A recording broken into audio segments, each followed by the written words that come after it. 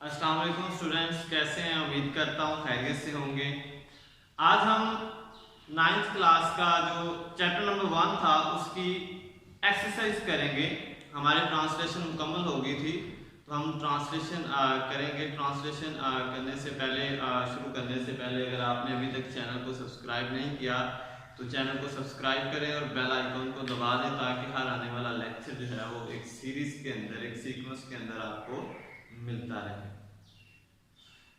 बगैर वक्त को ज़ाया किए हम अपनी एक्सरसाइज की तरफ बढ़ेंगे। इसमें मैं आपको थोड़ी सा बता दूं कि हमने ग्लोसरी नहीं करनी, हम ग्लोसरी ऑलरेडी कर चुके हैं। ट्रांसलेशन जैसे जैसे मैंने करवाई थी मैं साथ साथ सिनोनिम आपको बताता रहा था और उसके साथ साथ जो उर्दू के मानी थे वो भी आपको लिखवाता रहा था। तो ग्लोसरी हमारी सारी की सारी वही होती है। और दूसरी चीज़ हमने जो सेंटेंसेस हैं, वर्ड सेंटेंसेस, वो भी मैंने आपको बता दिए थे कैसे हमने बनाने हैं, वो मुझे यहाँ लिखने की ज़रूरत नहीं है। अब हमारा जो मेन 3 इसके अंदर टॉपिक होंगे जो हमने आज डिस्कस करने हैं। पहला हमारा अफिक्सेशन। अफिक्सेशन क्या होता है बेटा जी? अफिक्सेशन कहते हैं एक ऐसा प्रोसेस, एक ऐसा सिस्टम जिसके अंदर हम 2 टर्म इस्तेमाल करते हैं। ठीक है, 2 टर्म हम इस्तेमाल करते हैं, यानी प्रीफिक्सेस, सफिक्सेस। प्रीफिक्सेस, सफिक्सेस, ये 2 चीजें हम इसमें इस्तेमाल, इन दोनों चीजों के इस्तेमाल को मिला के कलेक्टिवली हम क्या बोलते हैं? अफिक्सेशन। प्रीफिक्सेस मिलाई, सफिक्सेस और प्रीफिक्सेस दोनों इस्तेमाल की, क्या बन गया? अफिक्सेशन। ठीक हो गया। तो हम यहाँ पर अफिक्सेशन की अगर तारीफ देखें, affixation is a process of making words by adding prefix और सफिक्स आफ्टर और before the root word. Root word क्या होता है? बुनियादी लफ्ज। ठीक है ना, आपको जो गिवन होता है, ये गिवन कह रहे हैं इसको। ठीक है, हम इसको अब देखिए यहाँ पर मैंने 2 चीजें लिखी हैं, आफ्टर यानी बाद में, बिफोर पहले। उर्दू में आपने साथ के लाभ के पढ़े, हम एग्जैक्टली वही पढ़ने जा रहे हैं। ठीक हो गया। अब प्रीफिक्स हम पढ़ते हैं। प्रीफिक्स कहते हैं बेटा साबका, पहले आने वाला। प्री का मतलब होता है पहले, फिक्स का आना, लगना। ठीक है, हम मतलब कोई चीज फिक्स कर देंगे। ठीक हो गया। तो देखिए, when we add some alphabets before a root word for the formation of antonym। अच्छा, यहाँ पर इसके हमने एंटोनिम, ये सारे एंटोनिम नहीं बनाते होते, सारे प्रीफिक्सेस एंटोनिम बनाने के लिए इस्तेमाल नहीं होते, लेकिन मोस्टली प्रीफिक्सेस जो है वो एंटोनिम बनाने के लिए इस्तेमाल होते हैं। ठीक है, एंटोनिम कहते हैं उलट को, मुतजाद को। तो ये अल्फाबेट क्या कहलाते हैं? प्रीफिक्स कहलाते हैं। मिसाल मैंने दी है, हमारे पास रूट वर्ड है हैप्पी। हैप्पी के पीछे हमने लगा दिया अनहैप्पी, तो अन क्या होगा? प्रीफिक्स। क्यों? ये रूट वर्ड से पहले आ रहा है, तो क्या बन गया? ये एंटोनिम बन गया। ले जी, हैप्पी का उलट अनहैप्पी होता है। अच्छा, मॉरल, इखलाकी, इमोरल। तो इम क्या होगा? इम यहाँ पर इसका रूट वर्ड है, उसका रूट, आई एम सॉरी, ये प्रीफिक्स है, रूट वर्ड इसका मॉरल है। ठीक है, तो इमोरल। तो होपफुली आपको समझ आ गई होगी। आपकी किताब के अंदर बहुत सारे प्रीफिक्स हैं, मैं यहाँ ज्यादा नहीं लिखने वाला, सिर्फ कंसेप्ट दिया आपको ताकि क्लियर हो जाए। अच्छा, उसके बाद आ जाए सुफिक्स। क्या होता है? अच्छा, सुफिक्स होता है लाहका, बाद में आने वाला। ठीक है ना, रूट वर्ड के एंड पे जब हम किसी चीज को लगाएंगे तो वो suffix. When we add some alphabets after a root word, this is called suffixes. Example मैंने दोबारा वही हैप्पी की दी है, हेल्प, कंस्ट्रक्ट। हैप्पी का हैप्पीनेस कर दे, नेस का सुफिक्सेस, नेक्स्ट क्या? सुफिक्सेस। हेल्प, हेल्पनेस भी सुफिक्सेस है, लेस भी सुफिक्सेस है, 2 सुफिक्सेस आ गए, इसमें कोई मसला नहीं। ठीक है, कंस्ट्रक्ट, कंस्ट्रक्शन या यूएंशन। ठीक हो गया। हेल्प, हेल्पफुल भी हो सकता है, ऊपर हेल्प लिखा ना, तो इसका हेल्पफुल भी हो सकता है। ठीक है, तो ये दोनों हो जाएंगे, इसमें कोई कोताही नहीं है। इन दोनों के इस्तेमाल को मिला के कलेक्टिवली हमने अफिक्सेशन कह दिया। नेक्स्ट चलते हैं, हमारा है एडजेक्टिव। ये बात याद रखिएगा बेटा, एडजेक्टिव को हम डिटेल में तब जाके डिस्कस करेंगे जब हमारे पार्ट ऑफ स्पीच में इसकी बारी आएगी, क्योंकि अभी हमारा नाउन चल रहा है। ठीक है ना, तो हम इसको ज्यादा डिटेल से नहीं करने वाले, आपको जस्ट कंसेप्ट दे देता हूं। ठीक है ना, ये क्या होते हैं जी? Modifier of noun.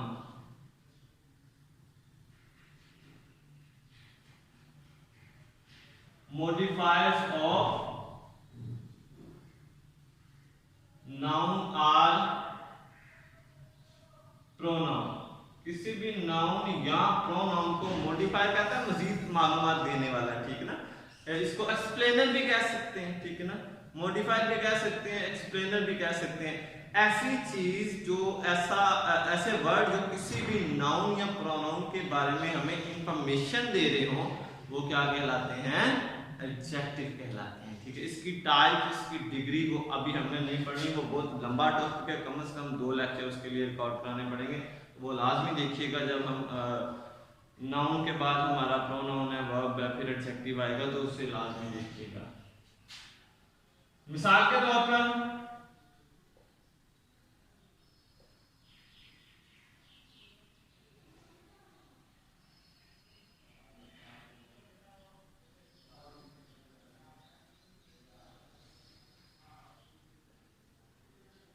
I am a vice boy, मैं एक अक्लमंद लड़का हूं, ठीक है। बॉय क्या है, नाउन, किस तरह का लड़का भाई, वाइस यानी अक्लमंद, तो अक्लमंद होना इसका क्या है, एडजेक्टिव है, वो भी है इसका, ठीक हो गया। तो इसी तरह अगर मैं और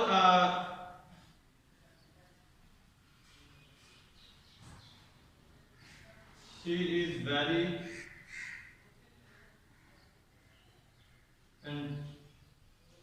intelligent, अभी शी क्या है जी, यहाँ नाउन नहीं है, ये प्रोनाउन, ठीक हो गया, ये प्रोनाउन। हमने ऊपर क्या पढ़ा था, नाउन या प्रोनाउन दोनों को एक्सप्लेन करेगा, ठीक हो गया। तो इंटेलिजेंट होना क्या है, इसकी खूबी किसकी, शी की, शी क्या है, प्रोनाउन, तो ये इसके बारे में इंफॉर्मेशन आ गई, ठीक हो गया। तो जब भी किसी नाउन के बारे में इंफॉर्मेशन जिस वर्ड से आए, वो वर्ड क्या कहलाएंगे, एडजेक्टिव कहलाएंगे।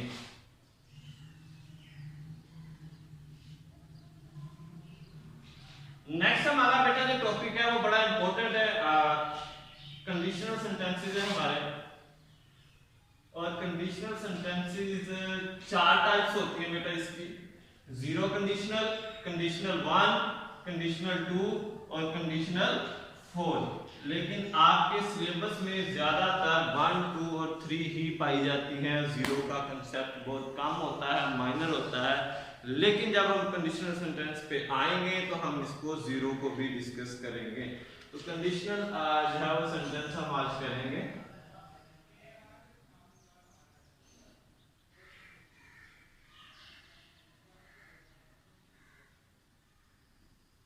कंडीशनल सेंटेंसेस,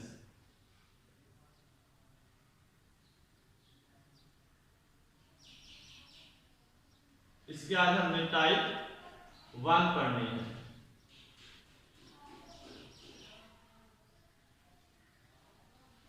अच्छा, ये शर्तिया जुमले होते हैं, कंडीशनल शर्त को कहते हैं ना, कंडीशन शर्त को कहते हैं। अच्छा, मैं एक जनरल सी एग्जांपल देता हूं समझाने के लिए कि शर्तिया जुमले क्या होते हैं। मैं टाइप 1 की नहीं दे रहा, वैसे जनरली एक एग्जांपल दे रहा हूं। अगर मैं अमीर होता तो मैं गरीबों की मदद करता। अब चूंकि मैं गरीबों की मदद कब करता, जब मैं अमीर होता, ठीक है। मदद करने के लिए कौन सी शर्त जरूरी है, अमीर होना जरूरी है, ठीक है। लेट्स एन अदर एग्जांपल, अगर मैं सख्त मेहनत करता तो मैं कामयाब हो जाता। भाई कामयाब होना है कब होना है, जब सख्त मेहनत करनी है। तो कामयाब होने के लिए एक शर्त रखी गई है जिसको हमने हार्डवर्क का नाम दिया, ठीक हो गया। इसी तरह हमने जो है वो ये आप टाइप 1 पढ़ेंगे। अच्छा, जीरो टाइप, टाइप 1, टाइप 2 और टाइप 3, तीनों चारों के अंदर स्ट्रक्चर सेम होता है, ठीक है। फार्मूला डिफरेंट होते हैं लेकिन स्ट्रक्चर सेम होता है। एक इफ क्लास होती है, एक मेन क्लास होती है, ठीक होगा। अच्छा, क्लास, बच्चे परेशान हो रहे हैं, क्लास क्या? अच्छा बेटा, क्लास कहते हैं एक सेंटेंस को, a small sentence in a large sentence, एक बड़े फिक्रे के अंदर एक छोटा फिक्रा जो है वो क्लास कहलाता है। इसका अपना सब्जेक्ट होता है, वर्ब होता है, समटाइम ऑब्जेक्ट भी होता है। जब हम क्लास वाले चैप्टर पे आएंगे तो इसको थॉरोली डिफाइन करेंगे।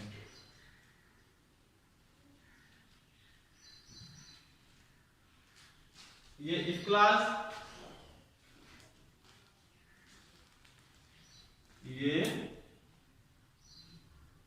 मेन क्लास, ठीक है।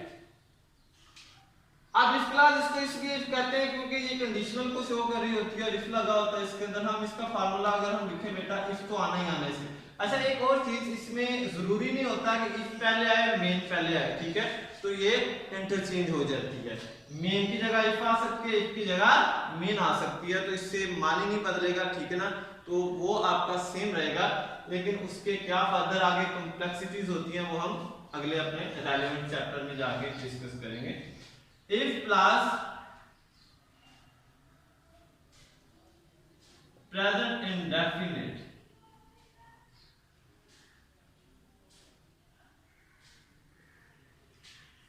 अच्छा प्रेजेंट इंडेफिनिट का आपको फार्मूला पता है, आपने 6, 7, 8 से पढ़ते आ रहे हैं। सब्जेक्ट प्लस वर्ब की फर्स्ट फॉर्म, एस का इजाफा, प्लस ऑब्जेक्ट प्लस आरपी यानी रिमेनिंग पार्ट अगर है, ठीक है, नहीं है तो ऑब्जेक्ट पे फिक्रा खत्म हो जाएगा। अच्छा इसकी मेन क्लास में क्या होता है?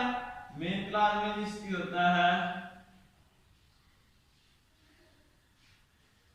Future indefinite.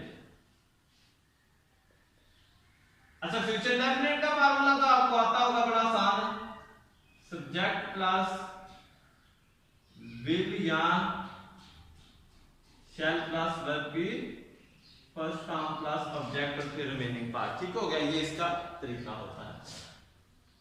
अब हम इसको एग्जांपल में लेके आते हैं।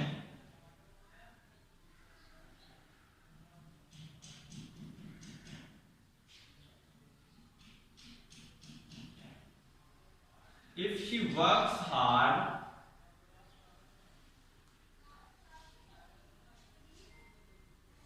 अगर वो सख्त मेहनत करती है,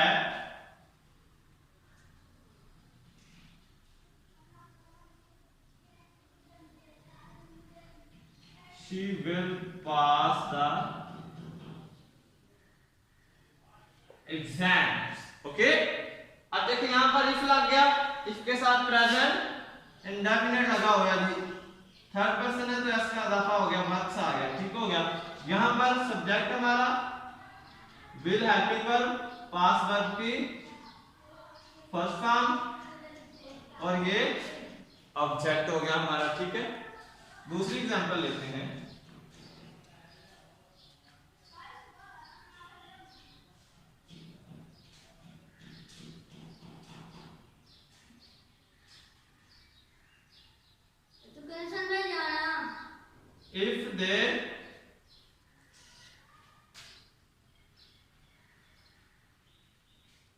If they meet me,